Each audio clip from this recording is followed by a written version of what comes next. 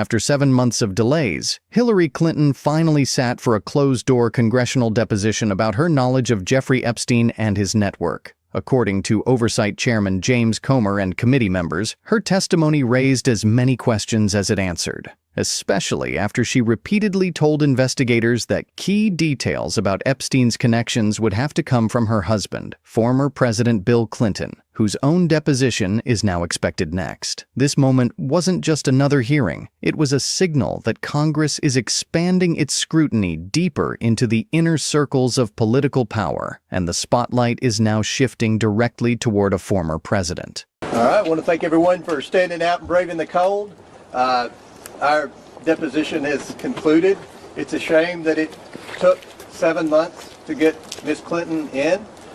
She answered most of our questions. I'm going to let some of my colleagues lament on that, but we're going to not release too many details of what happened today. We're going to try to get the video out as quickly as possible, hopefully within the next 24 hours. That's a very long deposition, so as quick as we can get that video produced, we will get that out. The transcript will be released as soon as her attorneys approve it. That's the standard rules of a deposition, and I think this was a productive deposition today. I think we learned a lot. There were a lot of questions that we asked that we weren't satisfied with the answers that we got, but we will continue to move forward. Any of my colleagues, every member of the committee asked questions. And I would just say one of the things I learned today is if you really have specific questions about the Clinton Global Initiative or the relationship between the Clintons and Jeffrey Epstein and Ghislaine Maxwell, you got to ask Bill Clinton. That's a great point. The number of times that she said, "I don't know, you'll have to ask my husband," was more than a dozen, and I'll put it like that. If I can, if I can just hop in. Also, too, I think it's important to note that we have been working in a bipartisan fashion to make this as painless as possible for the people that we're bringing in, but also to ensuring that there's accountability and transparency. You will hear a lot of spin, sometimes out of politicos in Washington, but the fact is that it's our goal and objective following this, and we also, too, did ask for follow-up from the Secretary on producing legislation that will help prevent this from ever happening again in the future, obviously working to combat trafficking, which has been a cause incredibly important, not just to myself, to Chairman Comer, to Representative Nancy Mace, but many members of this Oversight Committee. And so we are looking forward to continuing to provide that transparency. And if you do anything? First of all, I want to thank Secretary Clinton for being here for as many hours as she was here today. She took every question from every single member. I want to thank my colleagues on both sides of the aisle, Republicans and Democrats alike, for being here today and asking questions. I very much look forward to speaking to her husband, former President Bill Clinton, tomorrow. We have a lot of work to do. Not surprised by some of the answers, surprised by some, and you'll get the transcript very soon, but I want to thank everyone who participated. This is nowhere near from over, and making my notes today, I've got names of individuals that I believe we need to haul to the Oversight Committee and ask them questions, ask them their perspective, ask them about other potential witnesses or victims or potential predators. I think this is going to go on for a long time. There are millions of files. There are a lot of people involved, and some of the gaps that have been seen, especially early on, are very evident after speaking with her today, and I just want to thank everyone for their time. And we have a lot of work to do, and I'm willing to work with anyone who's willing to work with me. I'll work with you on getting to the bottom of this, making sure that this just doesn't ever happen again, and when it does, those predators are held accountable to the fullest extent of the law. Thank you. Go ahead, and then we'll whenever everybody's ready. So this is a nonpartisan issue. If you've read the Epstein files, there's unspeakable evil in there, and the American people and the victims deserve transparency and accountability. The biggest thing I think we need to know is how do we strengthen laws to prevent human trafficking in America, if not the world, and how does someone with such evil infiltrate the highest levels of the U.S. government and world leaders? So we're going to continue to ask those questions and get answers for the American people.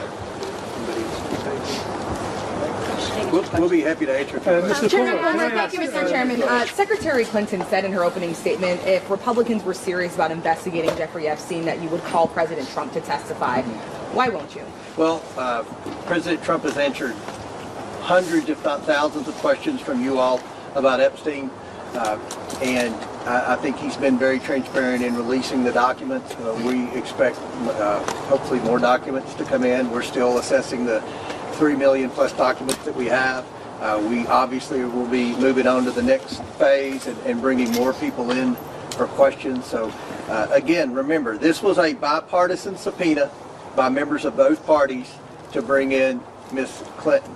And it's just a shame that it took 7 months. And I know every member of our committee has a big list of names they want to bring in. These are big, powerful people that hire very skilled law firms, and they delay, and you know, part of when you delay in this investigation, it takes 7 months to bring a witness in like it did today. That creates a problem. So we're trying to move as quickly as we can. We're obviously following what's going on in the United Kingdom now. We're following, everything. I know that there are a lot of eyes, and hopefully the media will play a role in this. The media has a role. The documents have been made public. We're going to continue to fight for more redactions. There are some names who are redacted. I think we all agree shouldn't be redacted. I don't think they're who you think they are.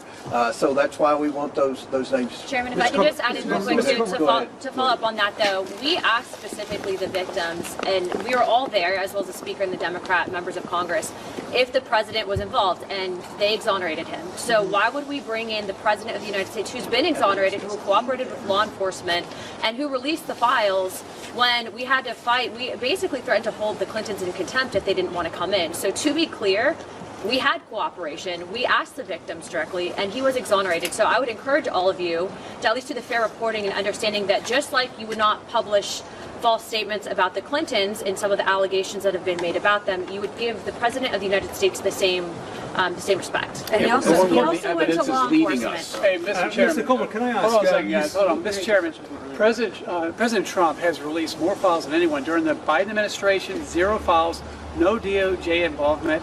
He has secured the border, lowered human trafficking, and passed the House Republicans, and President Trump has passed anti-human trafficking legislation just his first year.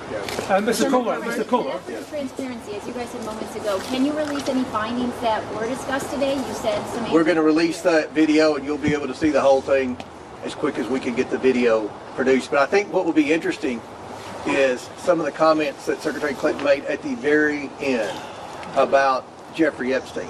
And I think that would apply to others that you all obviously have an interest in too. So. Mr. Comer, can I ask, you said that Bill Clinton is the man to ask questions. Or that's what Mrs. Clinton said many times today.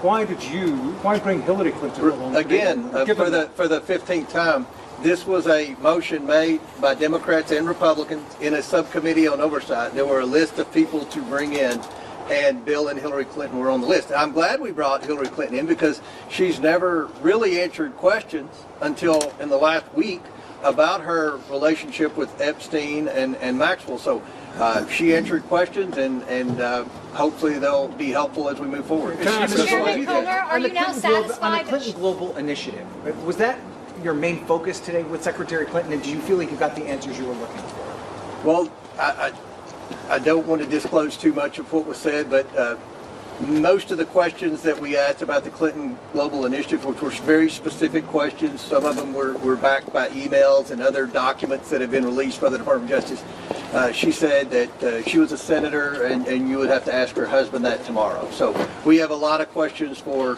her husband tomorrow, and I'm confident that deposition will last even longer than this one. What stands out most from Comer's briefing is not simply that Hillary Clinton testified, but that lawmakers openly admitted frustration with the limits of her answers. Multiple committee members emphasized that when pressed on specific connections involving the Clinton Global Initiative, Epstein, and Ghislaine Maxwell, she often responded that investigators would need to ask Bill Clinton instead. That response, whether strategic, truthful, or protective, has now now transformed the investigation into something far larger. It moves the center of gravity away from speculation and toward a direct confrontation with a former president whose name has long appeared in the broader Epstein narrative. The second major takeaway is institutional, not personal. Lawmakers revealed they are reviewing millions of documents and preparing additional subpoenas, signaling that this is not a symbolic exercise. It is a prolonged investigative campaign. When congressional investigators talk openly about redacted names, delayed testimony, and powerful individuals hiring legal teams to stall proceedings, it reinforces a long-standing public perception that access to power often comes with access to time, delay, and protection. Whether or not wrongdoing is ultimately proven, the process itself exposes the asymmetry between ordinary citizens and political elites when facing scrutiny. There is also a clear political dimension that cannot be ignored.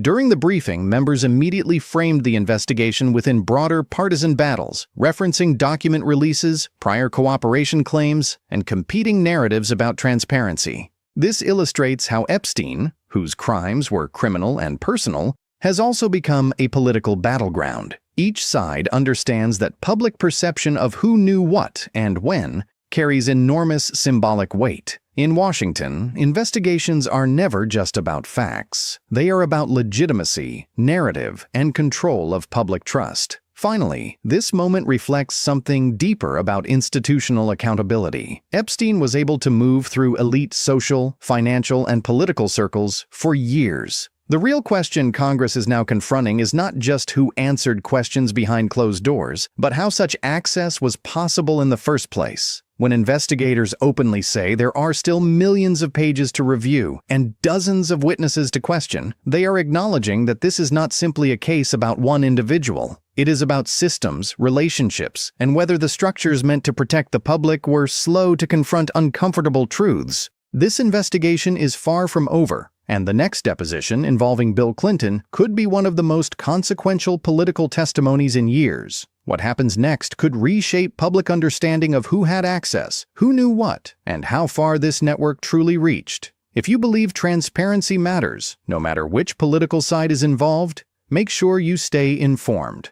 Like this video, share your thoughts in the comments, and tell me whether you think Congress will uncover real answers, or whether this will become another unfinished chapter in Washington. And don't forget to subscribe, because when the next testimony drops, we'll break it down here, clearly, honestly, and without the spin.